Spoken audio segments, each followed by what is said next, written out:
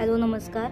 आज बऱ्याच दिवसांनी याचा अपडेट देते. तर आपण कटिंगपासून स्नेक प्लांट कसा लावायचा, मातीमध्ये कसा लावायचा याचा व्हिडिओ देखील अपलोड केला होता आणि त्यानंतर रिझल्ट देखील दाखवला होता की पाण्यामध्ये आणि मातीमध्ये दोन्हीमध्ये लावल्यानंतर किती फरकाने किंवा त्या दोघांमध्ये डिफरन्स किती आहेत आणि ग्रोईंग रिझल्ट हे किती % आहेत हे सगळं आपण डिस्कस देखील केलं होतं. तर आता साधारण एक 7-8 महिन्यानंतरचा हा रिझल्ट आहे.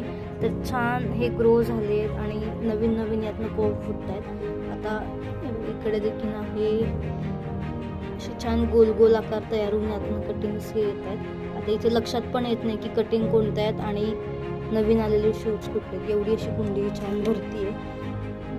हा आहे इथे, हा आहे. याला आम्ही मुद्दाम कुंडी देखील मोठी दिली होती जेणेकरून ही वाढायला लागेल, त्यामुळे याला जागा कमी पडायला नको. ही दुसरी कुंडी दाखवते. यात देखील खूप छान आलेत. हा बघा, हा छान असा कोबीचा गड्डा दिसतो तसं मस्त फुलून येते सगळं. हा देखील आहे. इथून नवीन शूट यायला लागलाय. हा देखील एक मोठा तयार झालाय आणि इकडे मागे देखील आहे.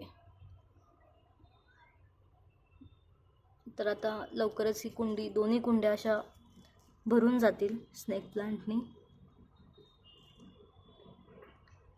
चलो बाय बाय, हॅपी गार्डनिंग.